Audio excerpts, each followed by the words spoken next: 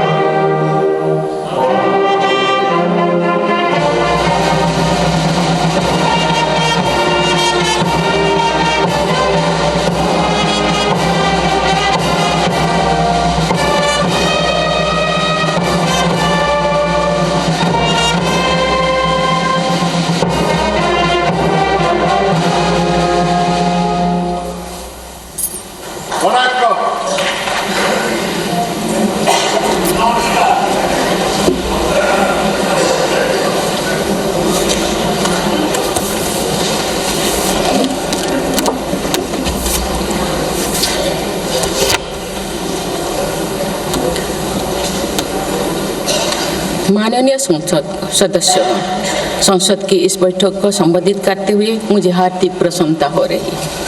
अभी 2 माह पहले हमने संविधान को अपनाने की 75वीं वर्षगांठ मनाए हैं और कुछ दिन पहले ही भारतीय गणतंत्र ने 75 वर्षों की यात्रा भी पूरी की है।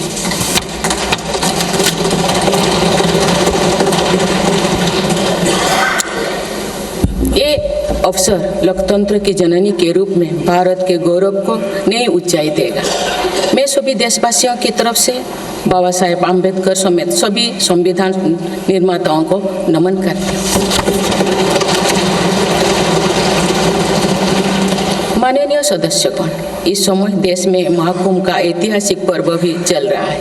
महाकुंभ भारत की सांस्कृतिक परंपरा का, भारत की सामाजिक चेतना का पर्व है। देश और दुनिया से आए करोड़ों श्रद्धालुओं प्रयागराज में पूर्ण स्नान कर चुके हैं।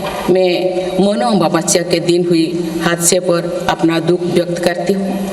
घायलों के शीघ्र स्वस्थ होने की कामना करती हूँ। कुछ दिन पहले ही हमने देश के पूर्व प्रधानमंत्री डॉक्टर मनमोहन सिंह जी को खोए हैं। मनमोहन सिंह जी ने 10 वर्ष तक प्रधानमंत्री के रूप में देश की सेवा की। वे लंबे समय तक संसद के सदस्य भी रहे। मैं मनमोहन सिंह जी को भावभीनी श्रद्धांजलि अर्पित करती हूँ। माननीय सदस्यगण, भारत की विकास यात्रा की इस अमृतकाल को आज मेरी सरकार अभूतपूर्व उपलब्धियों के माध्यम से नई ऊर्जा दे रही है। तीसरे कार्यकाल में 3 गुना तेज गति से काम हो रहा है। आज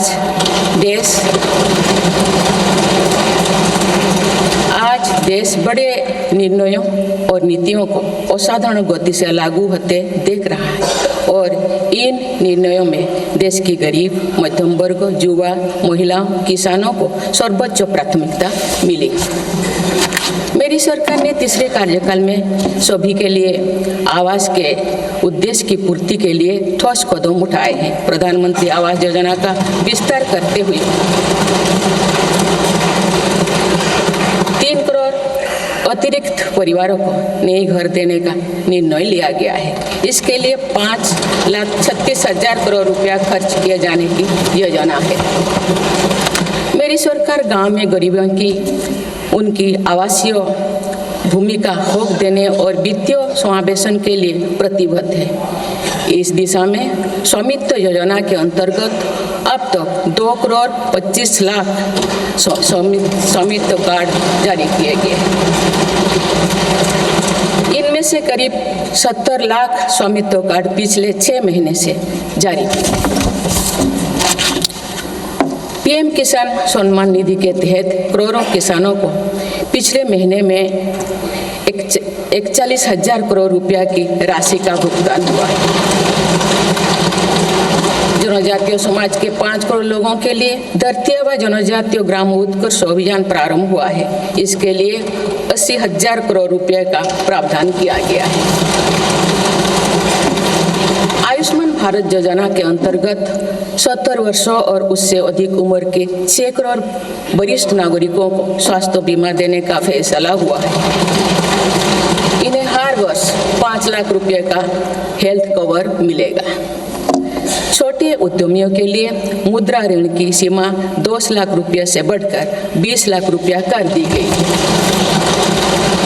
मेरी सरकार ने युवाओं की शिक्षा और उनके लिए रोजगार के नए अवसर तैयार करने पर विशेष फोकस किया है। मेधावी छात्रों को उच्च शिक्षा में वित्तीय सहायता देने के लिए पीएम विद्यालक्ष्मी योजना शुरू की गई है।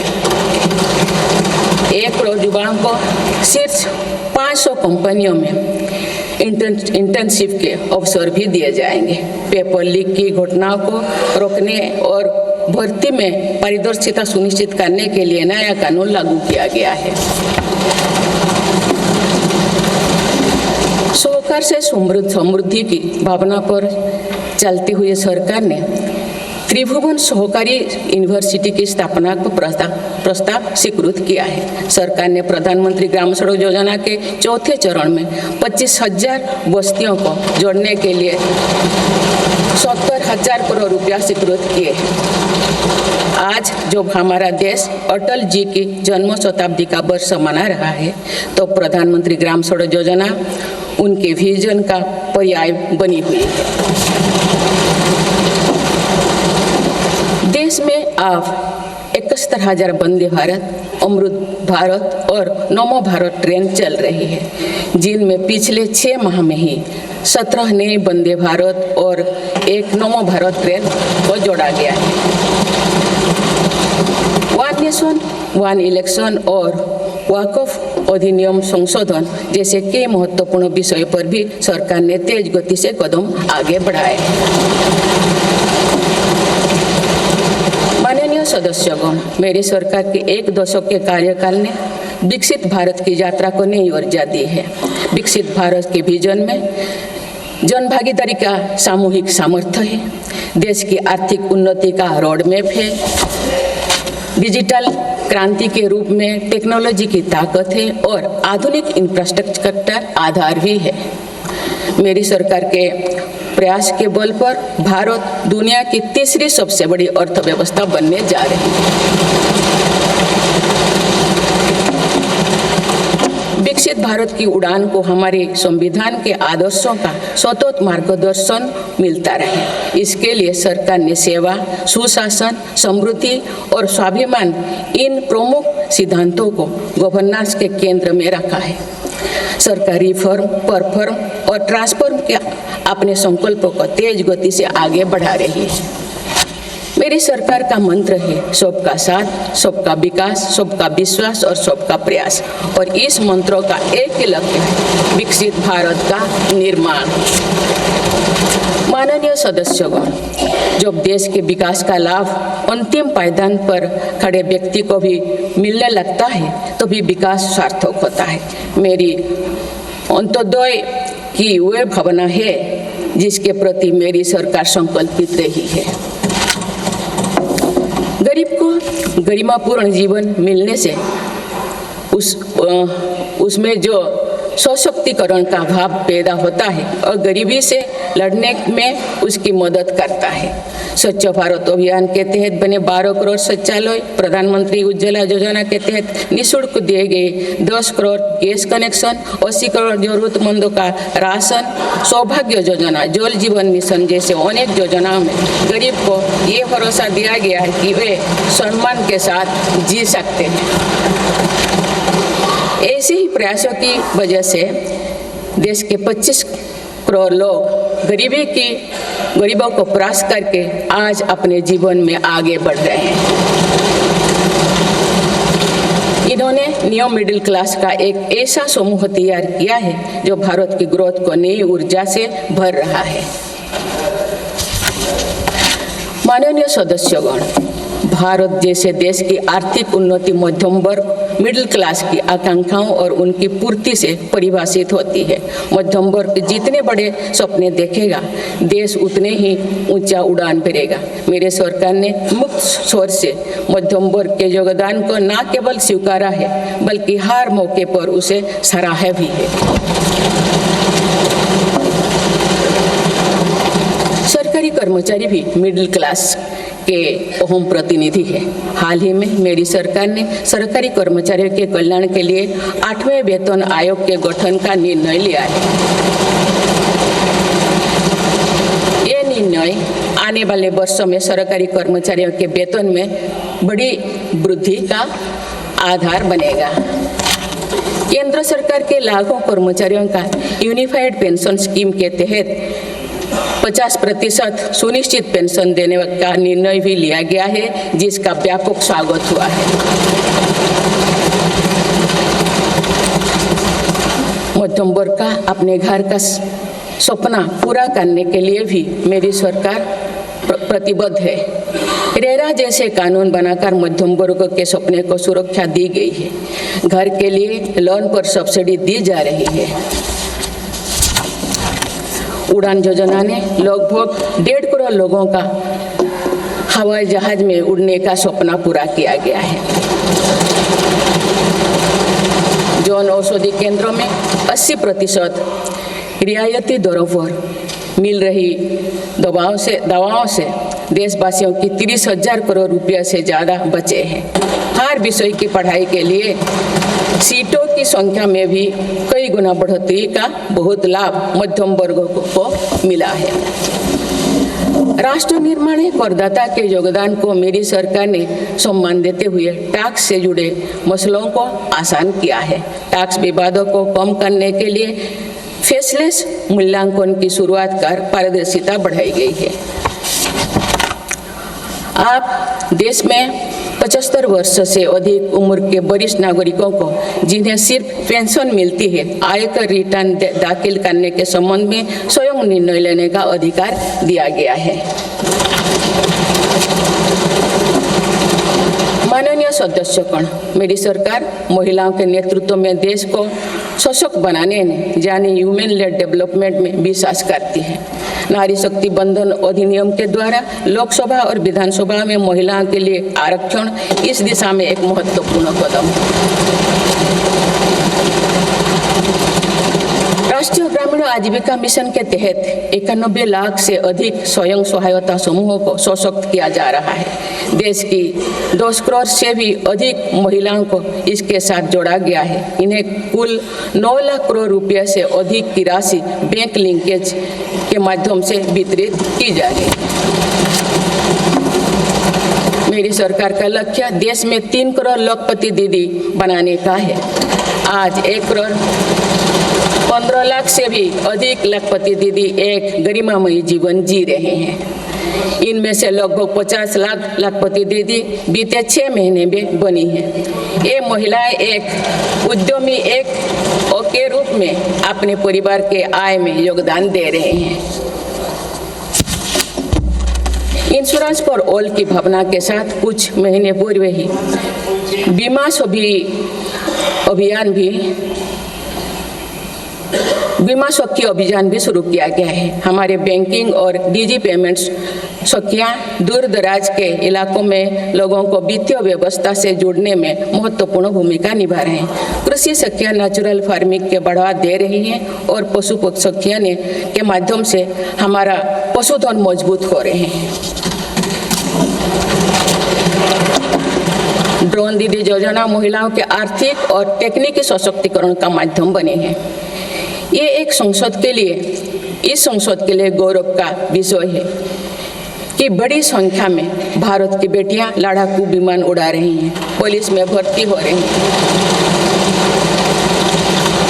और कॉरपोरेट कंपनियों का नेतृत्व भी कर रहे हैं।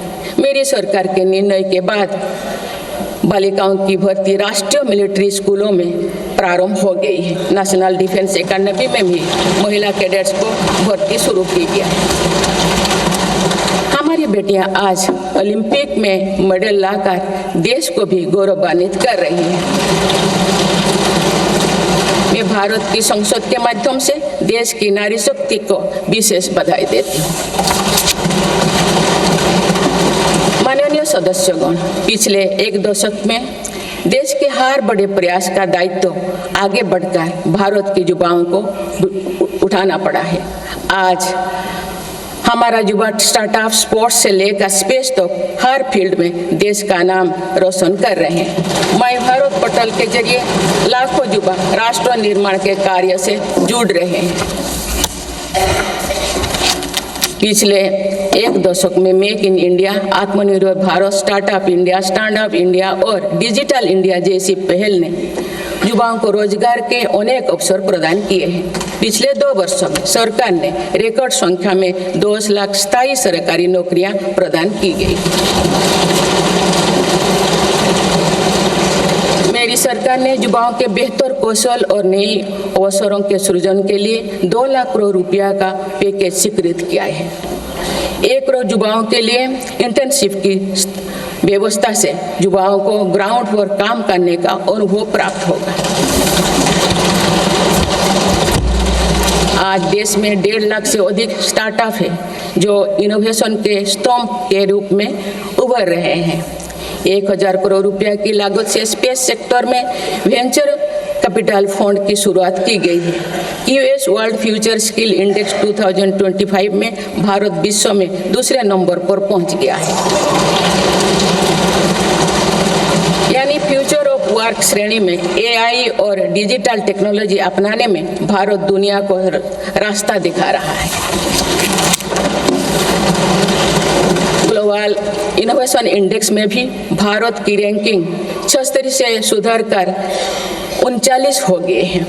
माननीय सदस्यगण, मेरी सरकार राष्ट्रीय शिक्षा नीति के माध्यम से विद्यार्थियों के लिए आधुनिक शिक्षा व्यवस्था तैयार कर रही है। कोई भी शिक्षा से वंचित ना रहे, इसीलिए मातृभाषा में शिक्षा के अवसर दिए जा रहे हैं।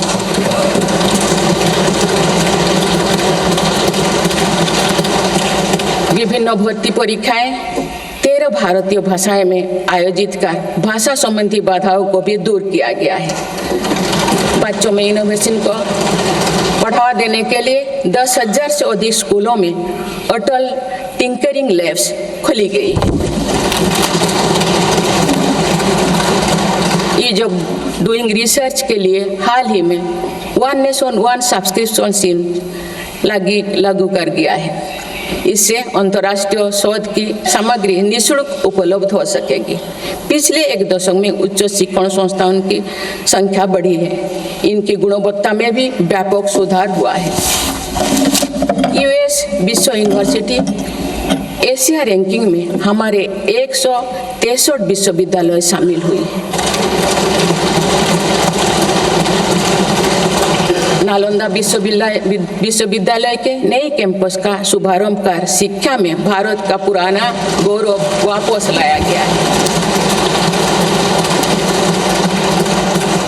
वो दिन भी दूर नहीं जो भारत में निर्मित गगनयान में एक भारतीय नागरिक अंतरिक्ष में जाएगा।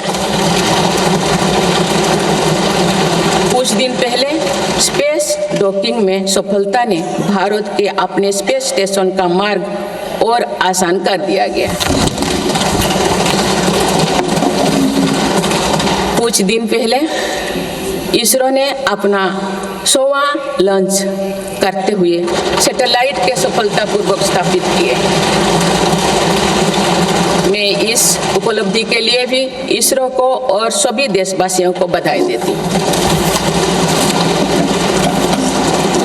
माननीय सदस्यगण, मेरी सरकार ने देश में विश्व स्तरीय स्पोर्ट्स वातावरण बनाने की दिशा में खोले खेलो India scheme, target Olympic podium scheme यानी स्टॉप्स राष्ट्रीय स्पोर्ट्स यूनिवर्सिटी स्थापित करके देश को आगे कदम बढ़ाए हैं। दिव्यांग के लिए ग्वालियर में विशेष खेल केंद्र खोला गया है। भारत की टीमों में चाहे ओलंपिक हो या फिर पैरालंपिक, हर जगह बेहतरीन प्रदर्शन किया गया है। हाल ही में विश्व शतरंज चैंपियनशिप में भी भारत ने अपना परचम लहराया है। फिट इंडिया मूवमेंट चलाकर हम